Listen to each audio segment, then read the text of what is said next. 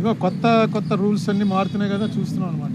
Violence చేసిన వాళ్ళకి, arson చేసిన వాళ్ళకి, కొట్టిన వాళ్ళకి స్టేషన్ బెయిల్, తిట్టిన వాడికి సెంట్రల్ జైలు. ఇది ఒక కొత్త పద్ధతి మారింది. తిట్టడం అనే దాని మీద కేసు పెట్టచ్చు, విచారణ జరపచ్చు, కానీ సెంట్రల్ జైల్లో వేయటం అనేది 30 చోట్ల నుంచి కంప్లైంట్లు పెట్టడం ఒక కొత్త వరవడికి శ్రీకారం చుట్టారు చంద్రబాబు నాయుడు గారి ప్రభుత్వం. ఇది ఎటుపోతుందో చూడాలి. మాత్రం ఆరోగ్యకరమైనది కాదు, చాలా టూ మచ్ గా వ్యవహరించారు. అందులో ఏం అనుమానాలు లేవు. ఆ లోపల కూడా మాట్లాడడం ఫోన్ లోనే, అవతల ఆయన ఉంటాడు, అవతల ఉంటాడు, ఫోన్ లో మాట్లాడుకోవటం. ఇంత పూర్వం నేను చాలా సార్లు సెంట్రల్ జైల్లో విజిటర్స్ చూడడానికి వచ్చాను. నేను సెంట్రల్ జైల్లో రిమాండ్ లో ఉన్నాను. కానీ ఈ కండిషన్స్ అన్ని మారుతూ వచ్చాయి కదా. ఇప్పుడున్న దాంట్లో పెద్ద ఎక్కువగా మాట్లాడుకోవడానికి అవకాశం లేదు. ఫోన్ లోనే, అటే ఫోన్ లో ఆయన మాట్లాడుతున్నాడు, ఇటే ఫోన్ లో మనం మాట్లాడాలి.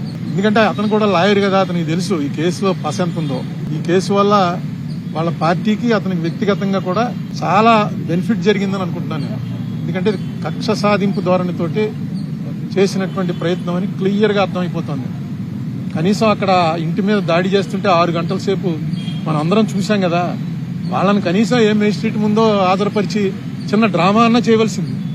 స్టేషన్ బెయిల్ ఇచ్చి పంపించారు ఆర్సన్ కేసులో. ఆర్సన్ కేసు అంటే ఇంటి మీదకి మంటలు వచ్చేలాగా పెట్రోల్ బాంబులు విసిరితే దాంట్లో స్టేషన్ బెయిల్ నేను ఎప్పుడు వినలేదు. అలాగే తిట్టాడన్న కేసులో తీసుకొచ్చి అప్పుడే 2 వారాలు అయిపోయినట్టుంది, తీసుకొచ్చి సెంట్రల్ జైల్లో పెట్టడం ఇది టూ మచ్ అనమాట. ఫస్ట్ ఆఫ్ ఇట్స్ కైండ్ అనుకుంటున్నాను. ఏదైనా చూద్దాం ఎటు దారి తీస్తుంది.